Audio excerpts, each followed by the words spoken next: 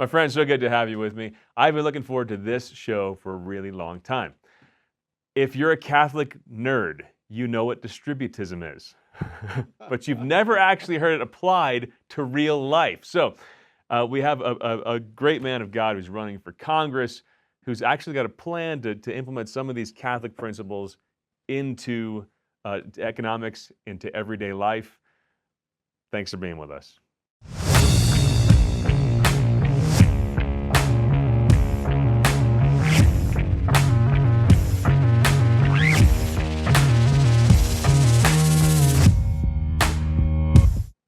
Tim Reichert, thanks so much for being with me, man. It's good to be here. I've been looking forward to this. So have I. And I actually read your book in preparation for this. I can't believe you did it. Did it help you sleep? No, it kept me awake.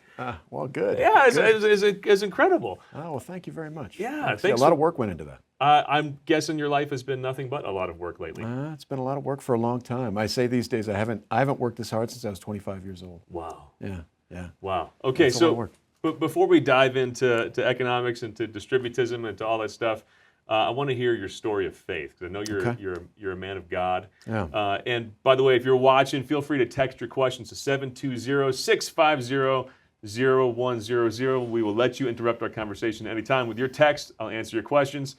So tell me your faith journey. So I grew up in northern Ohio, a little town called Norwalk, and my father, both my the parents. Diocese of Dayton? Where's No, Norwalk? Cleveland, Toledo rather. Toledo, okay. Toledo Diocese, yeah. And my parents were devout Christians, and in fact Catholics. There was a period where we were sort of flirting a little bit with evangelical churches.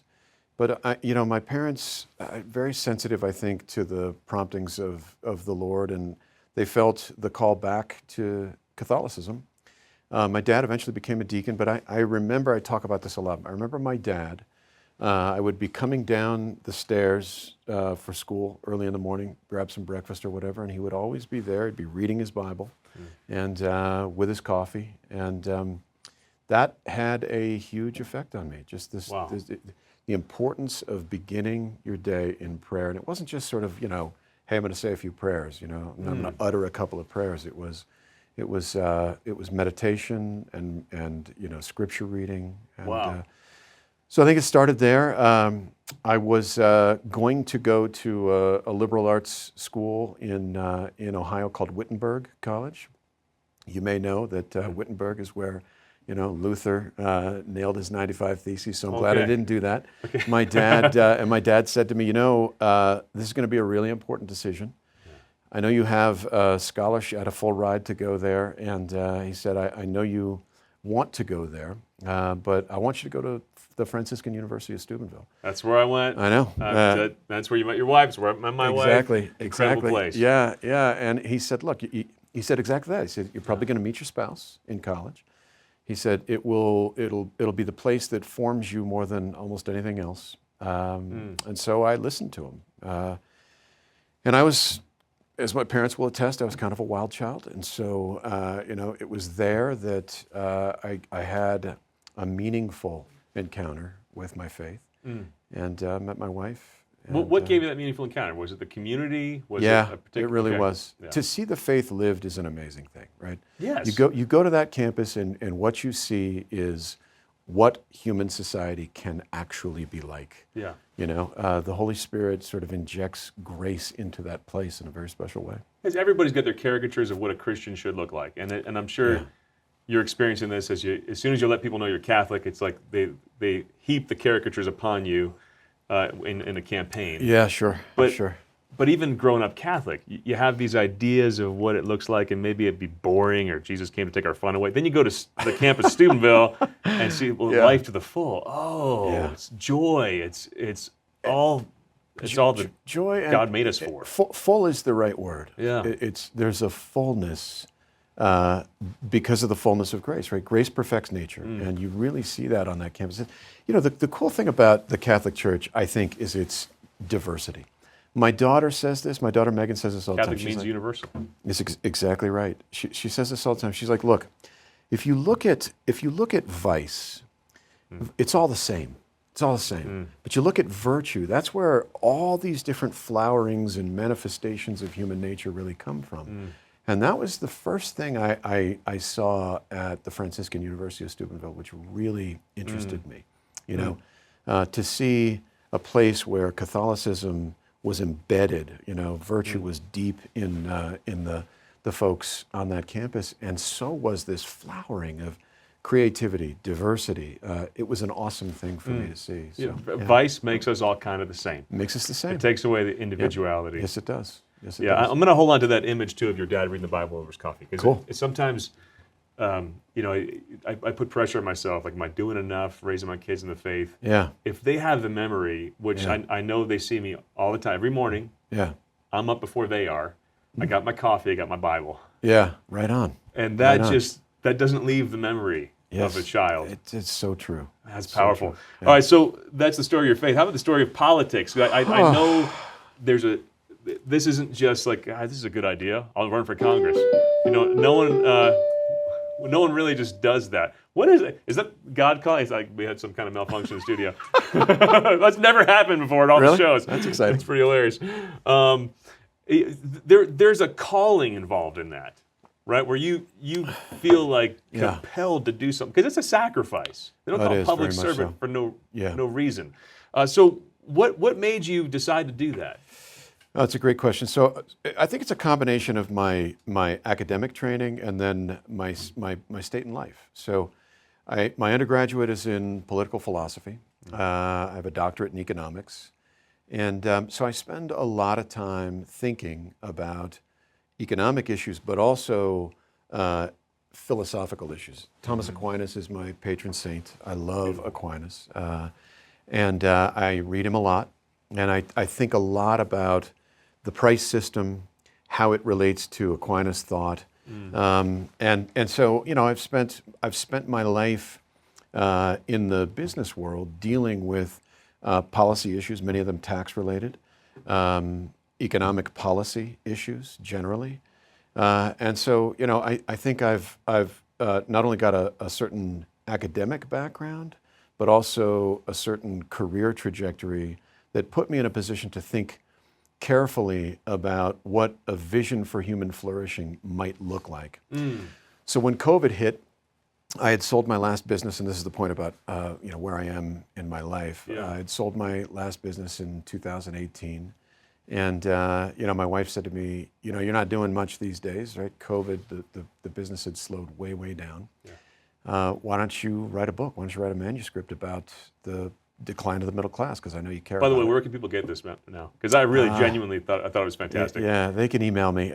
So Rusty Reno and I are working on a revision of the manuscript. Okay. And so I got to. It's not even out yet. So I got to read the. Yeah, you got to read the I feel first pretty draft. special right now. Yeah, Okay. Yeah, you did. Yeah, and thank you for reading it. By the Oh, way. it's really great. Oh, thanks. Truly. Thanks. Yeah. So, you know, COVID hits, and I said to her, if we're not careful, this is going to be the nail in the coffin for the American middle class. I've been watching it erode for 30 years. I talk about this in the manuscript. As you read, you know, there's probably 6 or 7 main causes of that. And, you know, our kids were all grown up. Our kids are age 20 to 28. And so I finished that manuscript. It started to make the rounds in policy circles in D.C. Some members of Congress got it, and folks started to say, I'm onto something here. yeah, folks started to say, you ought to think about running. And I said, no, I'm going to think about fishing, but thank you very much. But I, you know, Martha and I prayed about it for a good 12 months and ultimately discerned that this is where we're called to be right now. Okay, so what excited me about reading your book, again, G.K. Chesterton, distributism, that the principle that people thrive and are happier when they own things. their stuff. Yep. And by their stuff, I don't just mean that you're being greedy and acquiring things. Oh, definitely not. Yeah. When you own the products you're making, the means of distribution, the the means of production. Means of production, the ability to have a home, you start to care about where you live, and all the world becomes a better place. Absolutely. There's such a disconnect that, especially young adults, you talk about your parish. It's like, my parish. Yeah. My what? I have nothing. Right. So you're really in your book, and I think in your whole approach, you identify a problem, an itch that's scratched by distributism. Yeah. Describe the problem that you lay out as being asset poor and that disenfranchisement and the Yeah. despair it leads to. Sure. Where does this come from? How is it getting worse and worse?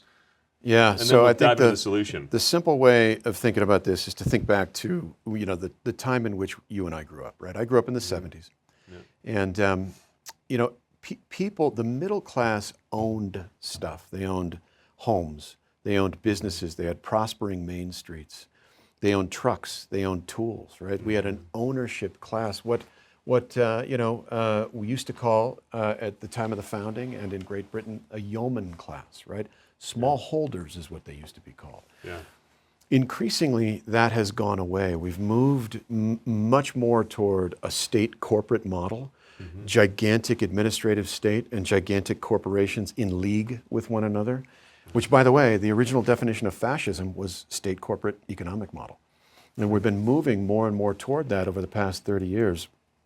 There are a lot of reasons for that.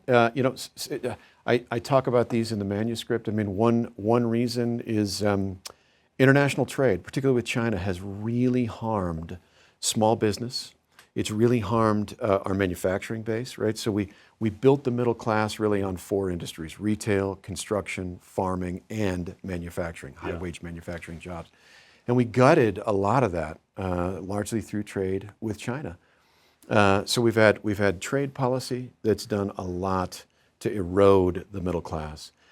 Technology, right? Technology has been a major factor, especially recently. It used to be that capital augmented labor, right? Complemented labor. So the more capital you had, well, what was capital? Manufacturing capital, plants and equipment, right? The more capital you had, the more productive workers were, and the higher were wages. Now, so much of our capital is intangible, and in particular, software or AI that actually competes with labor, right? And so we're in a place now where some capital, physical capital, still complements labor. Other types of capital, intangible capital, in many of its forms, competes with labor and drives down wages. So, whole host of things, many systemic, monetary policy, I talk about that too, right? By pushing interest rates down to 5,000-year lows, people can't benefit from saving. So we're destroying thrift, right? And so that too destroys ownership. So we've been destroying ownership for 30 years. And that's a bad thing because ownership is really kind of the first baby step toward virtue. Richard Weaver talks about this. Yeah, so there's a great political thinker called Richard Weaver. He had a famous book called Ideas Have Consequences, and in I think it's chapter 9 of that book, the chapter 9 is entitled "Property: The Last Metaphysical Right," and his last metaphysical right. Yes, and his main point is that property imprints on the soul, ownership imprints on the soul. Why? Because if you own something, it demands something of you, right? It imposes psychic costs on you when you let it decay, right? And so it's one of these things, ownership, property ownership, that engenders virtue, and as we know, grace perfects nature, right? The theological virtues happen on top of the natural virtues, right? And so property is very, very important to the natural virtues. So you start to invest in protecting what you have. And again, most skin in the game. Right, you get skin in the game. Most people think that's leading to greed. No, it's leading to me turning outside of myself. Exactly. It's funny you say it that way because Weaver also talks about that. That it turns the soul instead of inward, outward. So. Just like every vice leads to some kind of slavery. Servitude, yes. Right. Not turning outside of myself in that way, and having a world where you don't own anything, where you're not taking care of anything. I mean, we got those young adults who are in 6 figures. They're renting their houses. They don't have CDs. I mean, this is just a stupid example. Literally everything is just temporary, owned by the cloud, owned by someone else. And it leads to what you describe as a new kind of serfdom. Yeah, it's a new serfdom. That's exactly right. How is right. that? Well, so, I have a friend who likes to say that younger generations are very similar to Russian serfs. Better fed, better clothed, but they don't own anything, right? Think about this sort of globalist thesis where we say to younger generations, you're not going to own anything, but you'll be happy. The opposite is true. If you don't own anything, eventually it leads to unhappiness.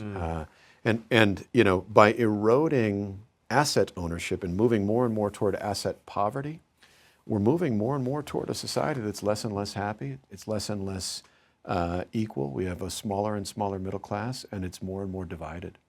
Sorry, go ahead. Well, I was just going to say this idea of asset poverty is a very important one. You brought it up earlier. Yeah. And the idea is that one of the most important ways we should be measuring poverty is based upon ownership, ownership of assets. And if you take the middle 60%, you rank Americans on asset ownership, and you just take the middle 60%, which is a working definition of the middle class. Yep.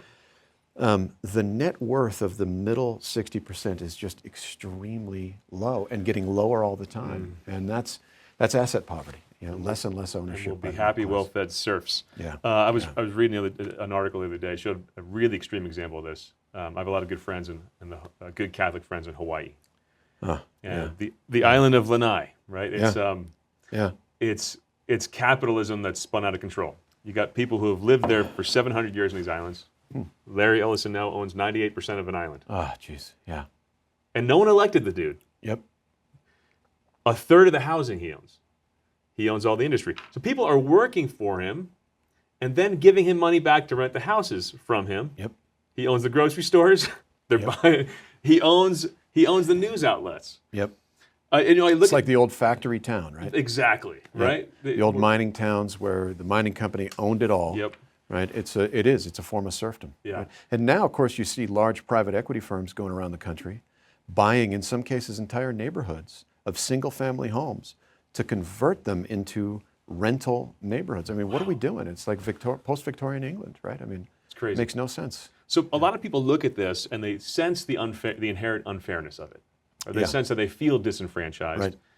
And then there's a growing leftist movement because they think this is unfair. The solution, therefore, the starting point for Marxists and for distributists is the same starting point. It's a recognition of an unfairness. Of inequality, yeah. Right, and they go to this leftist extremism, which sadly ends up with the state owning everything instead of corporations. It's the same problem. No people own anything. Well, some people do, right? Yeah, just a couple people do. Bureaucrats do. Right? Yeah, that's it. Yeah. And one of the reasons I was really excited reading your book is like, oh, this is the normal, everyday guy. I wouldn't even say conservative. This is like where most people would see this solution and think, well, I don't want to go unchecked capitalism, and I don't want to go Marxist because half of the ancestors of people living in America right now escaped Eastern Europe. My own family, half Slovak. Yeah. There's only one you got antidote. A solution it rejects both extremes. There's only one antidote to socialism, and it's ownership. I say it all the time. The antidote to socialism is ownership, and we need more of it, and it needs to be pushed down and spread around. And that's what my policy proposals are all predicated on. And it's really, as you say, it's distributism, but it's distributism thought through by an economist in a way that results in a set of policies that are politically feasible and attractive. At least I hope so. I want to ask you more about how that comes about and becomes a reality. A question just came in. How do you prevent greed within ownership? There's obviously the balance, right? Sure, of course. How do you prevent greed? Yeah, I don't think there is a way to prevent greed, right? Greed is part of human nature. It's a vice. But I would argue that property ownership certainly does both. But that's what God gave us when He gave us our freedom, right? He said, "Look, I'm going to give you this freedom. You can use it for virtue, or you can use it for vice. Ownership is the same, right? So, without a doubt, as with all good things, they can be abused, and it's not for government, it's not for policy to prevent that. But I would say Richard Weaver is right that smallholders tend not to be greedy. The middle class wasn't a greedy class. The middle class was a flourishing, prospering middle class, right? People who own homes are happy. They're happy going out and working in their yard, taking care of their lawns, right? So it's not as if we can prevent it, but I think we should recognize that, for the most part, ownership of property engenders virtue more so than it does vice. Non-ownership, I would argue, is what engenders greed. because it engenders, a kind of jealousy or a kind of envy. Right? So And also a natural desire to have some sort of security. yeah. Wow. And I think of, I know that I have friends in Hawaii who would disagree with me having a problem with what's happening in Lanai, for instance. But because the people there, well, they have more money because there's a resort there now. Yeah. But they're not as happy. Yeah, I suspect that that's right. Right? I'd rather have half the amount of stuff and have some control over my own destiny. Yeah. But when I think of an example that extreme, or where I think a lot of us are heading now, where people I didn't elect suddenly have control over what I say on social media. And, it's like, wow, I didn't know that these people were in charge of my life. There's corporations that are bigger than different countries who are operating in my life and influencing policy in different states. And they could push buttons without anyone voting. How do you overturn this without a Marxist proletariat revolt? Without violence, how do you overturn these kind of things? And I'm guessing it's the long road, over time. But what are some practical things you're pushing for? So, I look for traditional pathways into the middle class that have been increasingly closed off over time. So, I'll give you a few examples. Let's take small business, right? Yeah. So, we talked about this state corporate model earlier. The Code of Federal Regulations today stands at 200,000 pages and counting. Most people don't realize this, but the vast majority of that 200,000 pages was either lobbied for or actually written by large corporations. Why?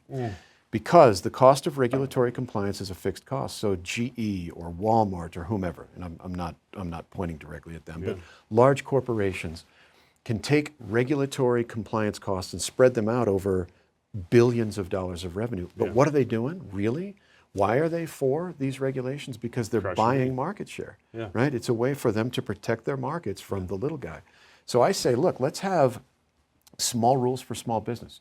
Let's have a separate regulatory framework for small business written on whatever, 500 pages, 300 pages or less, so that a person, a man or woman who wants to start a business in their garage can understand the federal regulations that apply to them in an evening, right? Yeah. And by the way, that would have the side effect of decreasing the rate of growth of regulation, because if large corporations had to eat their own cooking and they didn't get the incumbency benefit, they'd do a lot less of it, right? They'd write a lot less reg, right? So that's one. Another is ESOPs. I literally took a deep breath as you said that, by the way. Could you imagine that? I mean, I have a small business. I have a small nonprofit. I have a small for-profit. And it's like I have a constant sense that I'm breaking some rule. Totally. You are. You are. I'm sure I am. None of us can, no human mind can possibly comprehend the laws that apply to them in modern America. It's amazing. It's not possible. Yeah, it's not possible. You think about Aquinas, right? He says one of the conditions for law to be law is that it must be promulgated, right? Promulgated means announced and understood. Like, that's not true of the 200,000 pages of the Code of Federal Regulations. Anyway, another example is I think any transaction by which a business owner sells his or her business to their employees should be tax-free. So ESOPs, employee stock option plans, are an example of that. Why? Because most business owners do what I did. They'll sell their business to a private equity buyer or a strategic buyer because you can get a higher multiple, you can get a higher price for your business. If we made transactions, sales to employees tax-free, it would level the playing field. And we would transform employer-employee relationships, first of all. We would make employees owners. And again, that's the antidote to socialism, is ownership. It's the only antidote to socialism, is more ownership. So it's the antidote to both extremes. Yeah. I also think monetary policy. I talk in my manuscript about the way in which monetary policy, by driving interest rates down to 5,000-year lows, and look, there are demographic reasons for this as well, but by driving interest rates down to 5,000-year lows, we eliminate thrift, right? So compound interest is an unbelievably powerful thing, right? Saving and growing that savings over the course of a lifetime is unbelievably powerful. But you can't get that benefit at interest rates that are, 2, 3, 4%. You don't, right? And so we need to have monetary policy that recognizes the importance of thrift, of savings, allowing, a smallholder to put some money away every year and gain the benefit of that compound interest because of how powerful it is. Where can people read about these practical applications of distributism? Because not everybody is in Colorado Sure. hearing your campaign speeches. By the way, for the record, we're a nonprofit. We can't endorse a candidate. That's not what I'm doing here. I'm talking about Catholic principles that I really want everybody to be familiar with. Sure. So where can we read about all this stuff? Well, hopefully it'll be published. The book is in revision right now, and we've Okay. had some conversations with a couple of publishing houses. So Rusty Reno at First Things and I are working on Okay. a revision to it. There was also a good article I read. Yeah, Newsweek. Yeah, that's right. Newsweek. So Rusty and I did an article in Newsweek. Okay, so Google geez. Tim Yeah. Reichert, Newsweek, and it sums Yeah. up a lot of these principles and how to apply them. Yeah, great recollection. Yeah, I had forgotten about that. I had a great question come in about the division between church and state. Yeah. Okay. Hit me. And I know that you've been attacked because, well, once it comes out that you're a devout Catholic, Yeah. people think you're a radical, that you're pushing for a theocracy, that soon we'll have compulsory mass attendance and contraception burning parties, and Yeah. all right. So what's the difference between building a theocracy and having your principles as a Catholic inform public policy without becoming theocratic? Where's the line drawn? How do you calm people's fears? Sure. Well, so look, you read the scholastics on this. They talk about two potestas, right? Two powers. One is church, and the other is state, right? And so the state has a legitimate sphere of authority, right? God-given, legitimate sphere of authority. And separation of church and state exists for a reason. It's very important, right? Because theocracies do tend to devolve, and they devolve in bad ways. So no, look, I mean, what's happened to me is very interesting. The progressive left is trying to kind of make this a Catholics need not apply election, because I've done a lot of writing on the economics of contraception. And I was proud to do that, right? As a Catholic, as a Roman Catholic, I wanted to write a piece, which I did in First Things, on why the church's position is reasonable. And so it turns out my argument is essentially the same argument that Janet Yellen made in 1996 in a very famous Quarterly Journal of Economics piece. A lot of this stuff, it's painted to be radical, but if you left a kid alone in the forest to be raised by wolves and said, what do you think God's plan is for your body when it comes to sex and reproduction and a healthy society, he'd probably guess all the stuff that we're teaching. He might, but he might. Yeah. So no, I'm glad that the question comes up, because, look, I think as a Catholic, as Catholics, I should say, we're in a unique position to offer my party, the Republican Party, a way forward for the middle class. Why? Because we have this distributist understanding. We have this understanding because of Catholic social teaching of, how to construct an economy for the middle class, how to construct an economy with a vision for human flourishing that actually makes sense.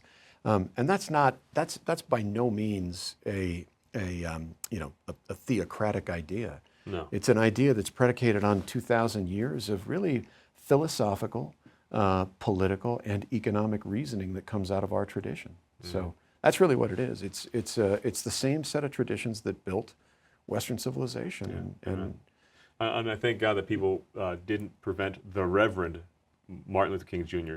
from letting his faith inform his public policy. What a great point. Right? Yeah, right on. Because he did not march as a humanist, secularist, atheist guy. That's a great point. It was all about his faith. Yeah. I want to end where we started, really, back in your faith, because I'm sure your faith will tie into this question and how you answer it. What keeps you going? Because I'm sure it can be exhausting. Because you put yourself out there, you got slings and arrows coming at you immediately. Two people. One is my wife. Great lady. She's on the board of Thomas Aquinas College, so she was out there this past weekend. And it was amazing how hard it was for me with her out there. I mean, she's just, she really is she's the wind behind my sails for sure. So she's number one, and number two, I should say she's number two, and number one is Our Lady of Guadalupe. She is the patroness of the Americas. I committed and consecrated my campaign to her, and we have this statue of her. It's about a 200-year-old statue in our home, and I get up in the morning. I'm a little groggy. I kind of waddle my way over to the coffee maker to turn it on, but I pass her, and I say a prayer for my district every morning to her. That's awesome. Yeah, yeah. Praise God. Yeah, amen. Hey, I'll be praying for you in your campaign. you. I I'm invite gonna you guys need to it. pray for Tim. Thank you so Yeah, much for thank being you. with me and for everything you're doing Oh, right this was now. great. Thanks for having And me. I love just to sum up, one of the most important things, that this is about human flourishing. Whether you're running a business, whether you're engaging in politics, thinking your way through how to apply Catholic principles to economics, whether you're working in science, production, whatever you're doing, all these things. Society works right when you first ask that question, what helps human beings thrive? Yeah, what is human flourishing? Because Amen. all the gears of society exist to serve human beings. Humans aren't cogs in the gears of society. And that's when we get it all wrong, when we forget that. That's right. And so thanks for exploring ways to make that concrete thanks. reality. Thank you. Thanks for having me. Yeah. Thanks God for bless what you do. guys. Thanks for watching. Thank you. Man, wasn't that great? Listen, if you don't want to be happy, be sure not to subscribe. But if you want a more joyful life, the kind of life that God created you for, the kind of life Jesus promised when he said, I came to give you life to the full, then make sure you hit subscribe and share this channel with everybody you know.